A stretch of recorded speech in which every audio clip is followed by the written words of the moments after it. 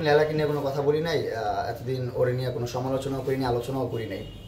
কিন্তু এখন দেখতেছি ও একটু এক্সট্রিম করতেছে, ভিডিওতে সেটা করতেছে সেটা করতেছে, যা তা বলতেছে, ছোট করে কথা বলতেছে, অনেক মানে আত্মসময় রাগার মতো কথা বলতেছে, যেগুলো কথা শুনলে এমনি রাগ উঠে যায়, সামনে থাকলে মারামারি হয়ে যেতে পারে ওইসব কথাবার্তা শোনার পর। সো ও উস্কাইতেছে, ও আর কি উস্কাইতেছে, আর এখান থেকে আমার তো রাগ উঠতেছে। আর কতদিন আর চুপ থাকা যায়? ধাক্কা খেতে খেতে দেয়ালে পিঠ থেকে গেলে মানুষ রুখে দাঁড়াবে, ধাক্কা দিবে, রিপিট ধাক্কা দিবে। তেমনই আমি এই যে 6-7 মাস যাবত কিন্তু আমি ওরে নিয়ে কোনো ধরনের কথাবার্তা আলোচনা সমালোচনা করি নাই, কিন্তু এখন কিন্তু অনেক এক্সট্রিম করতেছে, তাই আমি এখন বলতে বাধ্য হচ্ছি।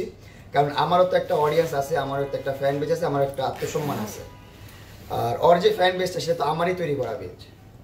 তো ওইখানে যে যখন ও আমার নামে বদনাম করতেছে, তো ওই ফ্যান বেসটা তো আমাকে ভুল বুঝতেছে, সেই ভুল বোঝাটা ক্লিয়ার করতে হবে। এই জন্যই আমি এখন আপনাদেরকে আমি ব্রিফিং দিচ্ছি, কথাবার্তা বলতেছি।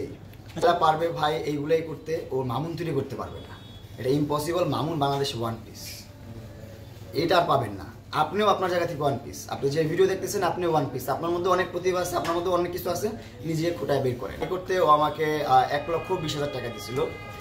এটা হচ্ছে আমার একদিনের মজুরি দিছিল। একটা মজুরি থাকে না অনেক স্টাফদের, যারা কাজ করে ওই জায়গায়, রাজমিস্ত্রি যারা ছিল, তাদের একটা বেতন, মানে আমার একটা পেমেন্ট। আপনারা জানেন অনলাইনের পেমেন্টগুলো কেমন হয়, মাঝে মধ্যে আটকে গেলে অনেক দিন পর পেমেন্ট আসে, অনেক দিন পর পেমেন্টটা ব্যাংকে আসে। তো ব্যাংকে আসলে কিন্তু আমরা ইউজ করতে পারি টাকাটা। তখন আমার ওই সময়টা কি হয়েছে, আমার ব্যাংকের টাকাটা আটকে গেছে, কি ঝামেলা হয়েছিল। তারপর 2-3 মাসের টাকা একবারে চলে আসছিল, কিন্তু ওই মাসটাতে আমার টাকা আসে নাই।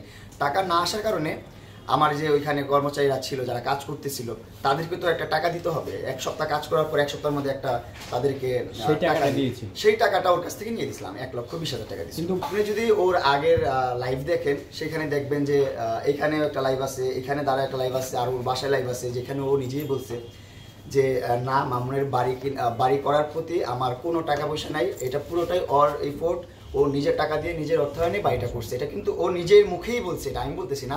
আপনারা ওর প্রিভিয়াস যে ইন্টারভিউগুলো আছে ওগুলো দেখে আসবেন, বেশি না 6-7 মাস আগের ইন্টারভিউগুলো দেখলেই পাবেন। আর এখন এসে কেন বলতেছে আমি জানি না, ওর সুবিধার্থেও ইউজ করতেছে, বলতেছে, চাচ্ছে ছোট করতে, করুক, সমস্যা নাই। আর আমার মধ্যে তো ভাই কোনো কিন্তু নাই, আমার মধ্যে কোনো প্যাচগোজ নাই। প্যাচগোজ থাকলে আমি কখনো এই অনলাইনের মধ্যে এসে বলতাম না আমাকে শখের এই জিনিস কিনে দিচ্ছে, ওই জিনিস কিনে দিচ্ছে, এটা করে দিচ্ছে, সেটা করে দিচ্ছে। আমি বলতাম আমার কিছুই দেয় নেই, গিভ এন্ড টেকের ব্যবসা ছিল, ও আমাকে দিচ্ছে, আমি ওরে ফ্যান ফলোয়ার দিচ্ছি, ও আমাকে এটা দিচ্ছে। এটা কিন্তু আমি চাইলে বলতে পারি, কিন্তু বলার তো এটা রাইট নাই। এটা তো তাহলে আমি মানুষের কাতায় পড়ে যাবো।